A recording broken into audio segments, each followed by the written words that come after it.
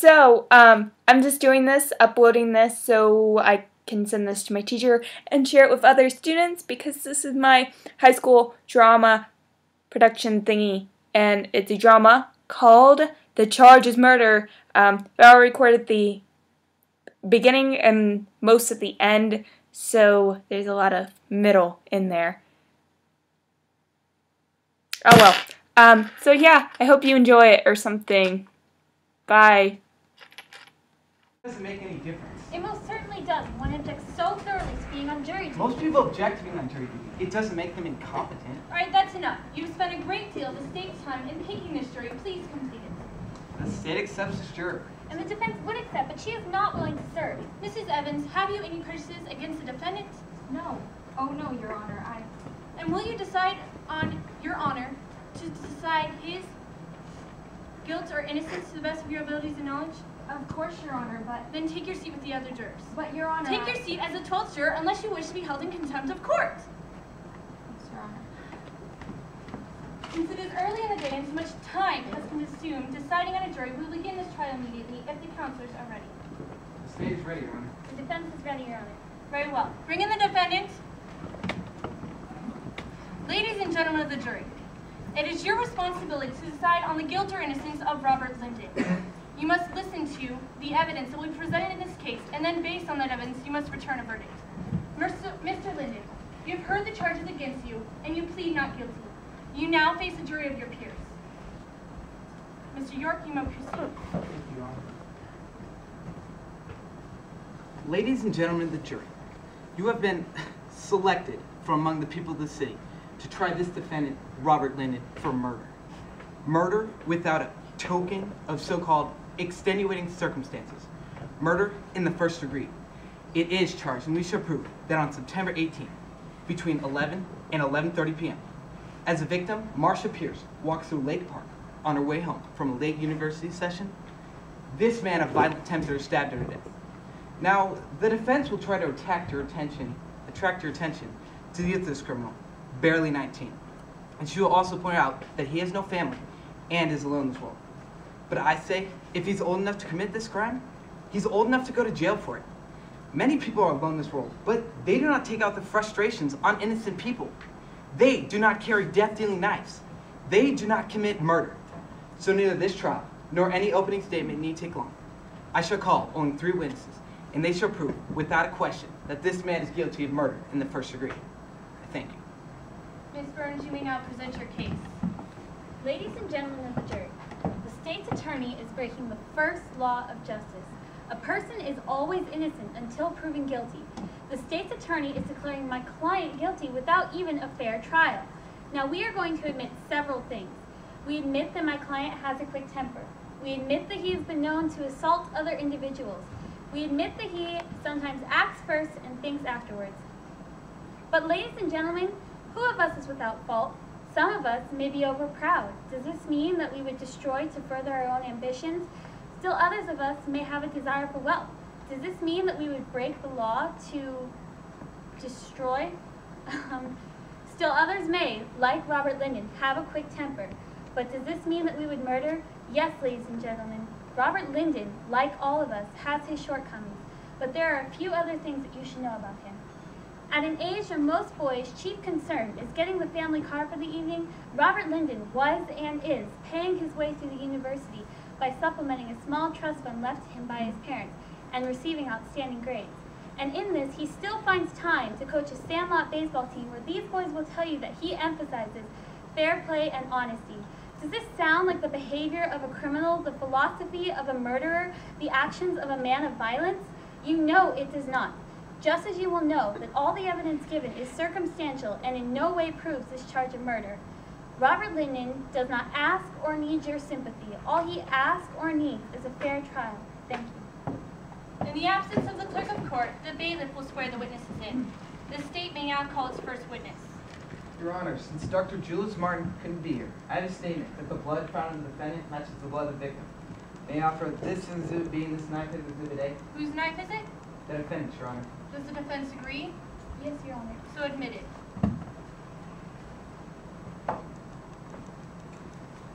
You may now call your first witness.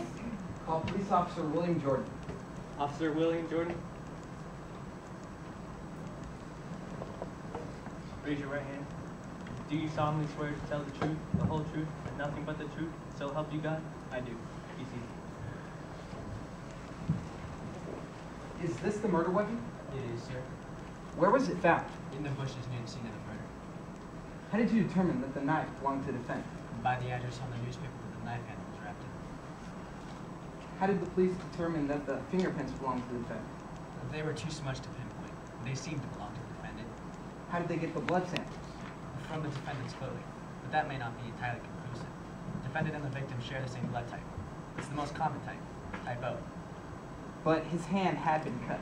Yes, Could it have been by the knife? it could have been. The defense says that he cut his hand while jumping over barbed wire. Is that possible? It could be. He caught his hand to make a gash. But there was no blood on the spot of the fence that he indicated? No, but there was an early morning shower that could have washed the blood away. Had the newspaper around the knife remained dry? It was protected by the heavy bushes. It wasn't entirely dry. Dry enough for you to see the address, however.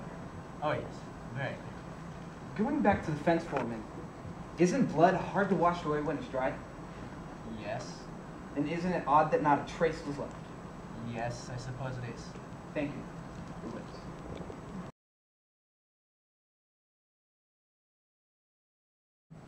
Do you solemnly swear to tell the truth, the whole truth, and nothing but the truth, so help you God? That's the routine, isn't it? Just answer the question. I do.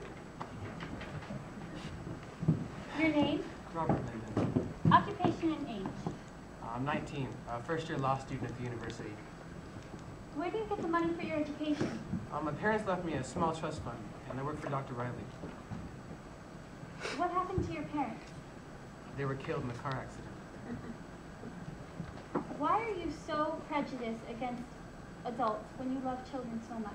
Because so many adults are hypocrites. Children are honest. Do you miss your parents? Of course I do. They're real people. Isn't it true that your distrust of adults happened after the tragic death of your parents? Well, it grew considerably after that. Why? Because so many tried to make a profit. You mean off your inheritance? Yeah, How so? by phony get-rich-quick schemes. Did you fall victim to any of these schemes? A few, until I learned better. What were you doing on the evening of September 18th between 11 and 11:30? I was jogging in the park. Did anyone pass you? It was dark. Did anyone see you? Not that I know of. Did any unusual incident happen? That's already been told. Answer the question. I was jumping over a fence and cut my hand with some barbed wire. Did you see a doctor? No, I took care of it myself.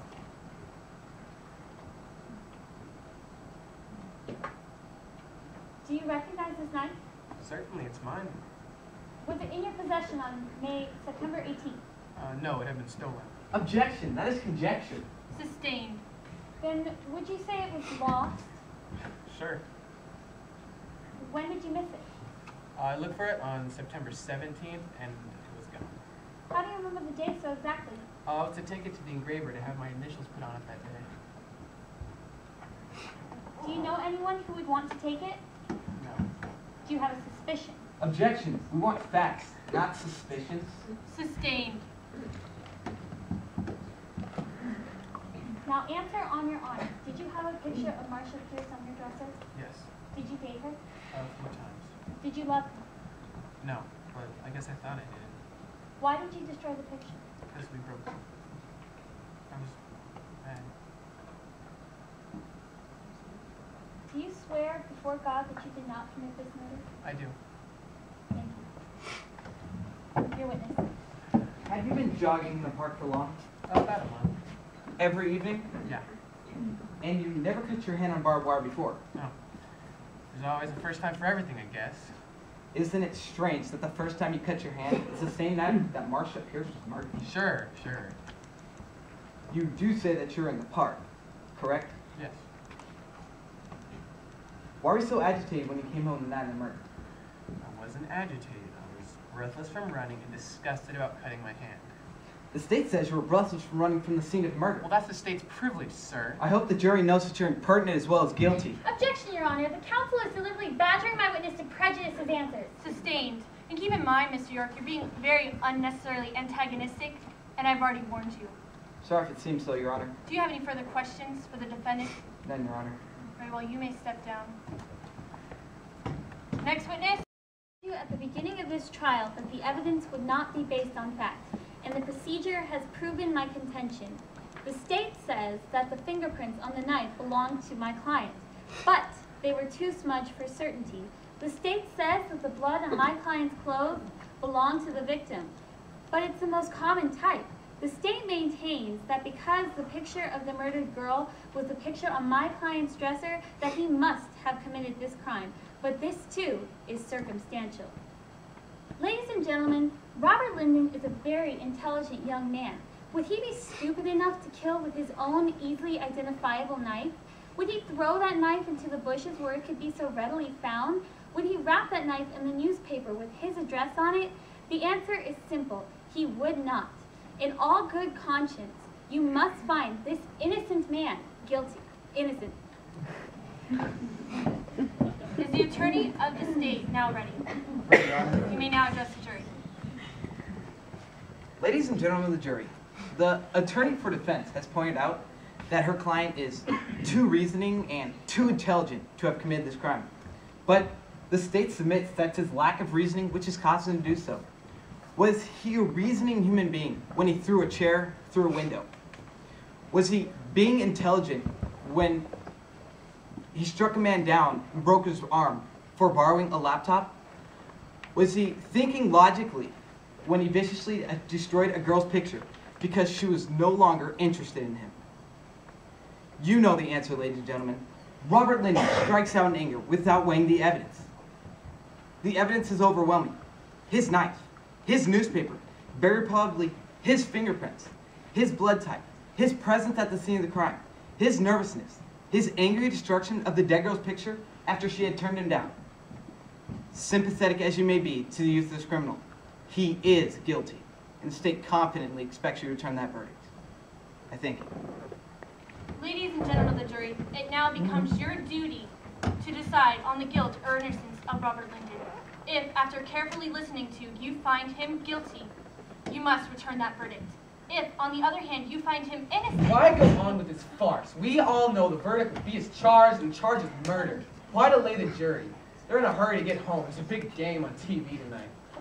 Tonight in this city, there's an honorable citizen who knows about this murder. Why do you say that? Because I heard footsteps running away from the path of the murder and a woman screamed. Did you investigate?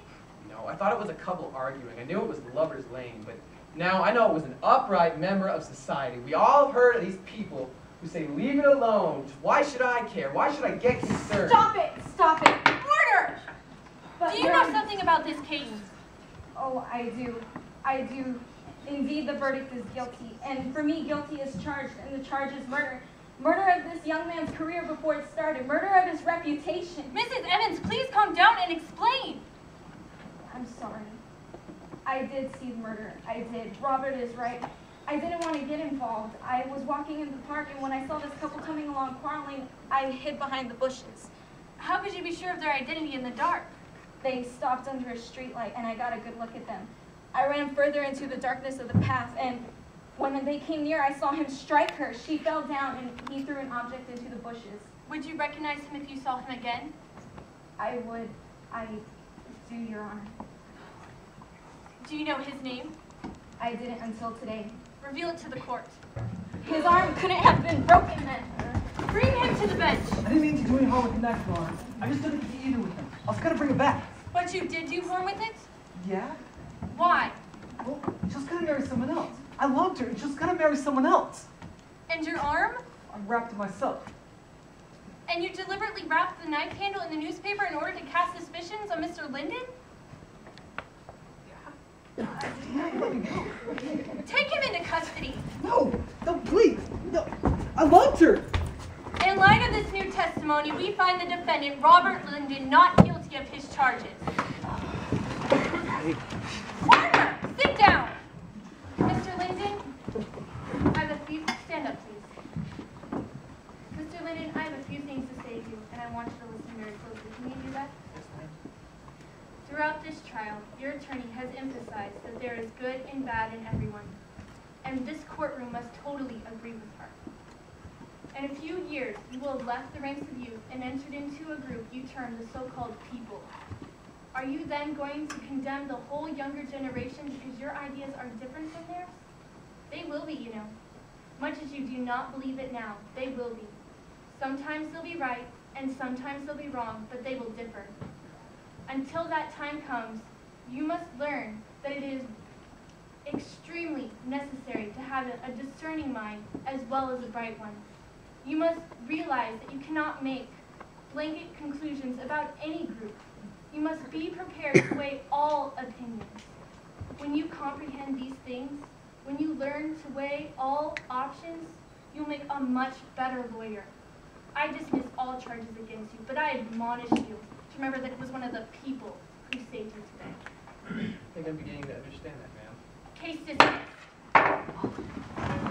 dismissed.